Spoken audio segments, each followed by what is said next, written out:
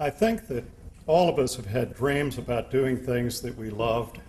I think all of us have aspirations, and it takes a special kind of person to accomplish the aspirations and to live the dream. And we have Elon with us today. He's born in, he was born in 1971. As a matter of fact, on June 28th. That means that he just turned 40, one of the great milestones of life.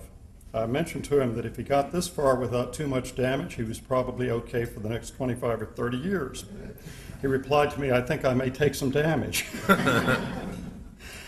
But Elon grew up in South Africa, and he left South Africa and came to Canada and worked on his mother's family's farm with his mother's family, mucking out silos, and then got a job working in a logging camp, which is about as hard a work as you can possibly do.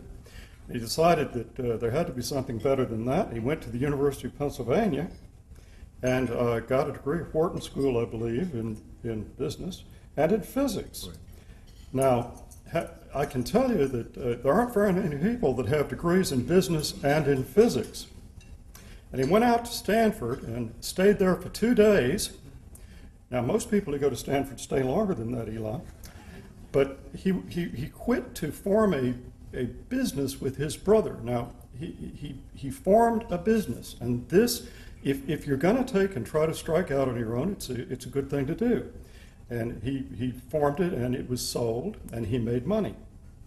And by the way, I'm a law professor in my spare time. I advise all of my students to take and form a company. Even if you don't do anything with it, form it so you know how to form one.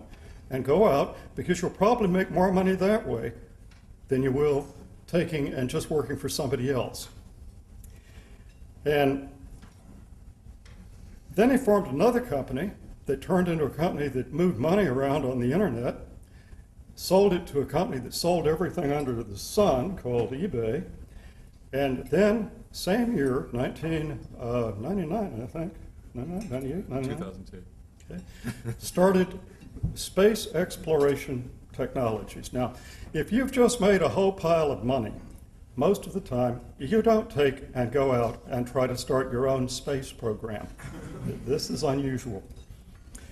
But I have a feeling that he'd been thinking about it probably for a very long time, probably since he was old enough to read and appreciate space. And he took about as near as I can figure out, because in the trust we have to do due diligence, and the press has picked up that a lot of NASA money's gone into this business, and we had to say, well, is it NASA money or is it his money? I was shocked to find out it was almost entirely Elon's money. He put a great American fortune on the line to try to build a private orbital vehicle. And that, Falcon 1 flight, right, failing 3 times, getting to $90 million in expenses, and if it had failed the 4th time, I don't know if you would have been able to keep going. But taking that risk and then making the accomplishment of the first orbital flight that caused the development of the Falcon family of launch